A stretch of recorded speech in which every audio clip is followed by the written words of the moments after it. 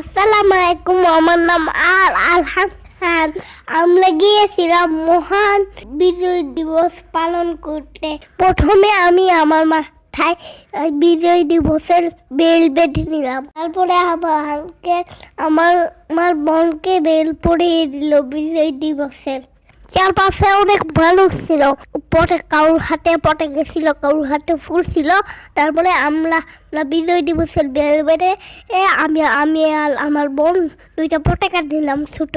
আমরা এতগুলি পটাকা নিয়ে একবার পুরো বাংলাদেশ হয়ে গেছিলাম। তারপরে বাংলাদেশকে একটু স্যালুটও দিয়ে দিলাম, স্যালুট বাংলাদেশ।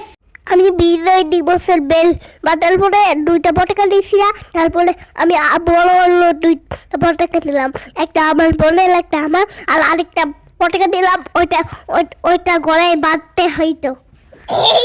তারপরে আমরা দেখতে পেলাম আসিফ মাহমুদকে। আম্মু ওকে আসিফ ভাই বলে ডাক দিল। আপনারা কি আসিফ মাহমুদকে চিনেন? কে কে চিনেন কমেন্ট করে জানাবেন। আপনাদের তো বলাই হলো না বিজয় দিবস মানে কি।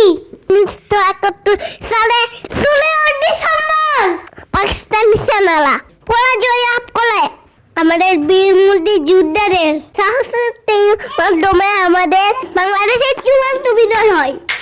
বিজয় দিবস মানে লাল সবুজ পতাকার মর্যাদা।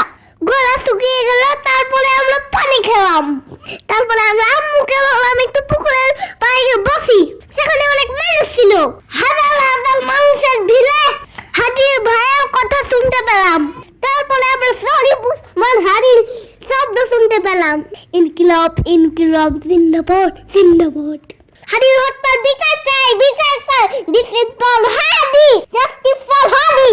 বিজয় দিবস দিনটা খুব ভালো কেটেছে, কিন্তু হাদি ভাইয়ের জন্য খুব মন খারাপ ছিল। বিজয় দিবস আসলে হাদি ভাইয়ের কথা মনে পড়বে। একদিকে বিজয় দিবস আর আরেকদিকে হাদি ভাইকে হারানোর কষ্ট।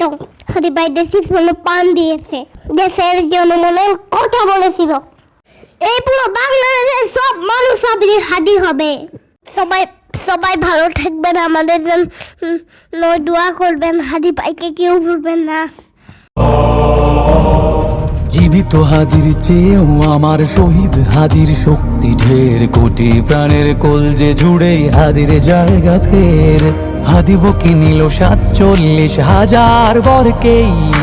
মহাবিপ্লবী হাদিরা শহীদ, ঠিকানা জান্নাতে। হাদি আধার পর্দা সরায় নতুন ভোরের রবি। হাদি জুলাইয়ের অগ্রনায়ক বিদ্রোহী বিপ্লবী।